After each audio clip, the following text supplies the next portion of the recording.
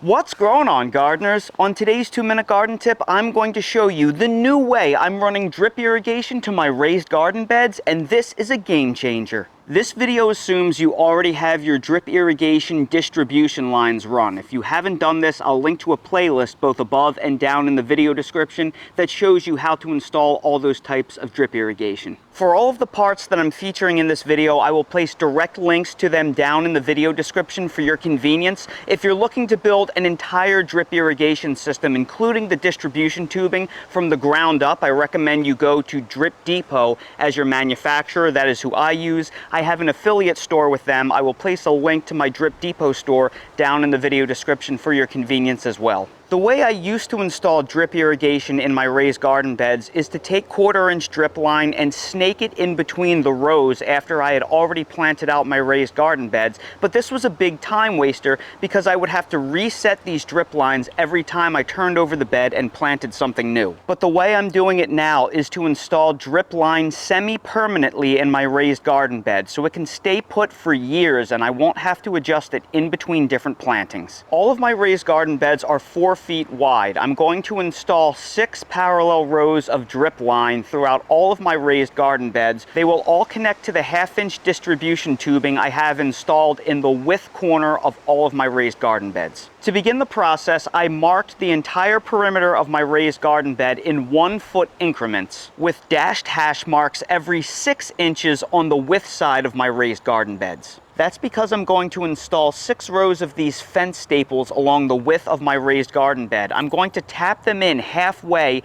about every 7 inches. This will give me 6 equidistant rows spaced along the widthway of my raised garden bed. Now I'm going to attach these 2-inch carabiners with the clips facing down. This is going to make it easier to secure the drip line in a semi-permanent fashion. Now we're going to install our 1/4-inch drip line, and this has 6-inch emitter spacing. And to begin, we will install a barb onto the end of our drip irrigation tubing. Then we will go to the edge of our bed where we have our mainline distribution tubing run, and right where the first row of drip irrigation will start, we will take our punch tool and we will punch a hole into the side of our distribution tubing and we will insert the drip line.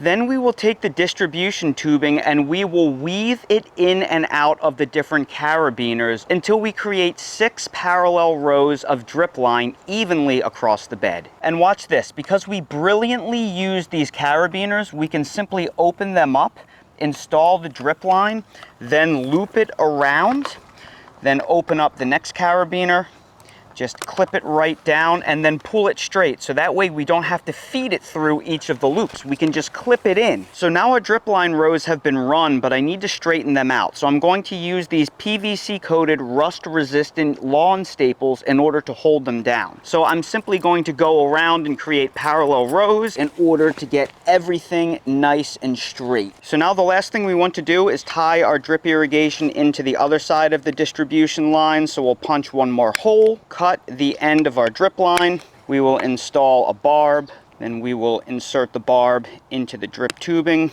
secure it down so it doesn't move. Then we will just turn our shutoff valve to the on position and we'll make sure the drip line is working. And look at that, everything is working absolutely perfectly. And this is my new favorite way to install semi-permanent drip irrigation to all of the raised garden beds in my entire vegetable garden. These carabiners that you see right here were a flat out stroke of genius. And that's today's 2-minute garden tip. If you're new to the channel, please consider subscribing and hitting the bell to receive new video notifications, and check out our Amazon storefront and spread shop in the video description for a list of the gardening products I use and awesome custom designed apparel and other gear. Your support is greatly appreciated.